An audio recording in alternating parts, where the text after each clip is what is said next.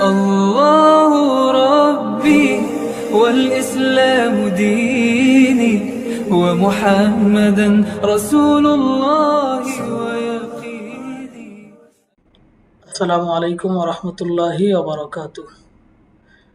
সুপ্রিয় শিক্ষার্থী বন্ধুরা, তাইসিরুল মান্তিকের তৃতীয় পর্ব আমরা শুরু করতে যাচ্ছি। এর আগে প্রথম এবং দ্বিতীয় পর্বে আমরা পঞ্চম পাঠ পর্যন্ত শেষ করেছি। আজকে শুরু হবে ষষ্ঠ পাঠ থেকে। তো এখানে আমরা জানব মুফরাদ ও মুরাক্কাবের পরিচয়। মুফরাদ এমন শব্দকে বলে যার শব্দাংশ দিয়ে অর্থের অংশের দালালাত হয় না। যেমন জায়েদ শব্দটির কোনো অংশ দিয়ে ব্যক্তি জায়েদের কোনো অংশ প্রমাণিত হয় না। অর্থাৎ জায়েদ শব্দটি দ্বারা ব্যক্তি জায়েদ উদ্দেশ্য নেওয়া হলে তার অর্থ যা দ্বারা এর একটি অঙ্গ, ইয়া দ্বারা অপর একটি অঙ্গ, দাল দ্বারা অন্য একটি অঙ্গ উদ্দেশ্য এমন নয়, এমনকি সম্ভব নয়। অর্থাৎ এখানে বলা হয়েছে যে মুফরাদ এটা এমন শব্দ যার শব্দাংশ দিয়ে এর অর্থের কোনো অংশের উপরে দালালত হয় না। জায়েদ এটি তিনটি অক্ষরের সমন্বয়ে গঠিত একটি শব্দ, এ দ্বারা নির্দিষ্ট একটি ব্যক্তিকে বোঝায়।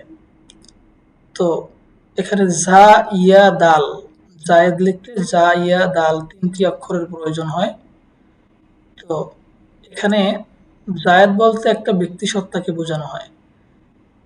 তো জায়েদের জা অক্ষর দিয়ে জায়েদের হাত অথবা জায়েদের পা অথবা জায়েদের মাথা কোনো কিছুর উপরে দালালাত করে না, বুঝায় না। ইয়া দ্বারা অন্য কোনো অঙ্গ বুঝায় না, দাল দ্বারা অন্য কোনো অঙ্গ বুঝায় না।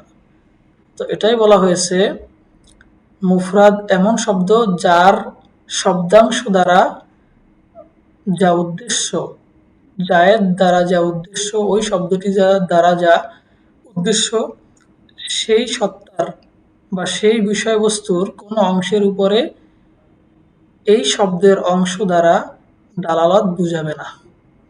এমন যদি হয় কোনো শব্দ, তাহলে সেই শব্দকে মুফরাদ বলা হবে। এখন মুফরাদ হলো চার প্রকার, একটু খেয়াল করতে হবে ভালো করে।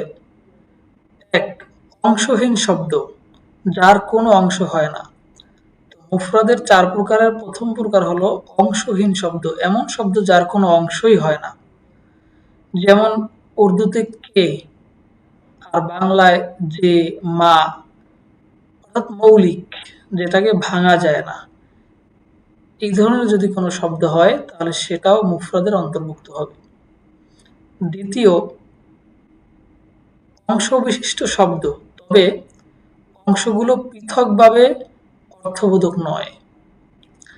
অর্থাৎ যেগুলোকে ভাঙা যায় কিন্তু এগুলো পৃথকভাবে এর অংশগুলো এক একটার কোনো অর্থ নেই।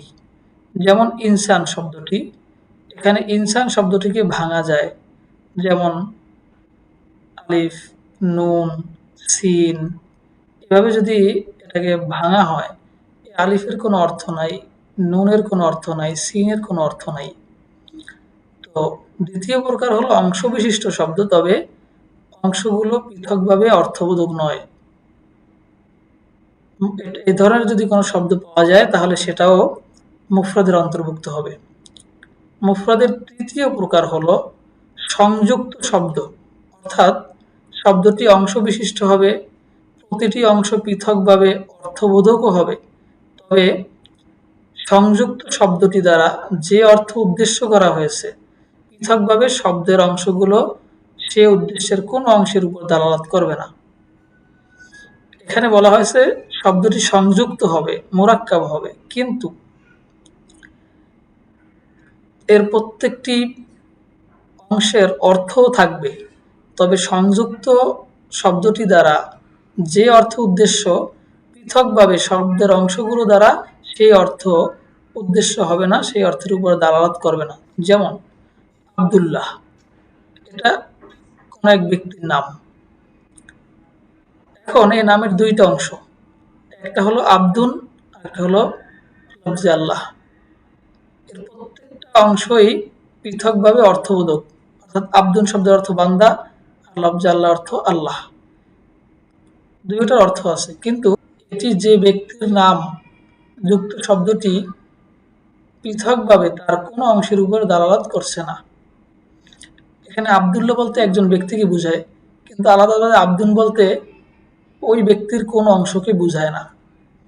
তো এরকম যদি কোনো শব্দ হয়, সেটাও মুফরাদের অন্তর্ভুক্ত হবে।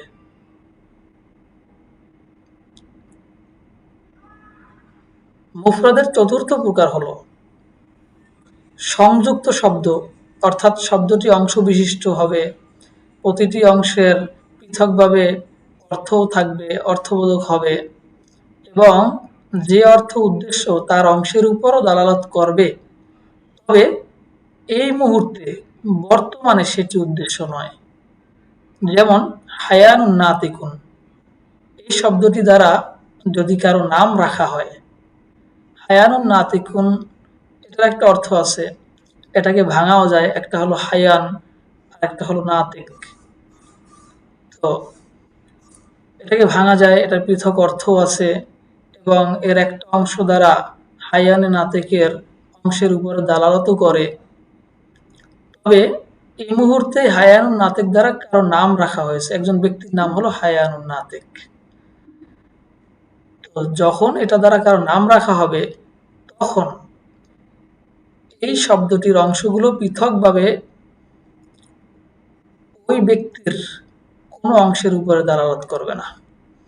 এখানে বলা হয়েছে, তবে শব্দটির অংশগুলো পৃথকভাবে অর্থপূর্ণ এবং যে অর্থে শব্দটিকে নির্ধারণ করা হয়েছে তার অংশের উপর শব্দের অংশ দালালত করে, কিন্তু হায়ানুন নাতিক দ্বারা কারো নাম রেখে দেওয়ার ফলে এখন আর সে দালালত করা উদ্দেশ্য নয় বিধায় এটাও মুফরাদের অন্তর্ভুক্ত হবে।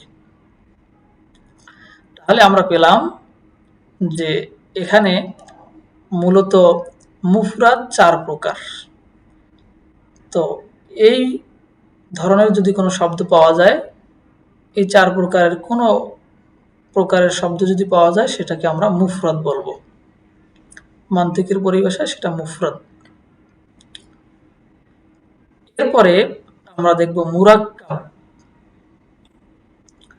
মুরাক্কাব এমন শব্দকে বলে যার অংশ অর্থের অংশের উপরে দালালাত করা উদ্দেশ্য হবে, অর্থাৎ এর একটা অর্থ থাকবে, ওই শব্দের অংশ থাকবে এবং ওই অংশগুলো তার অর্থের অংশের উপরে দালালাত করবে।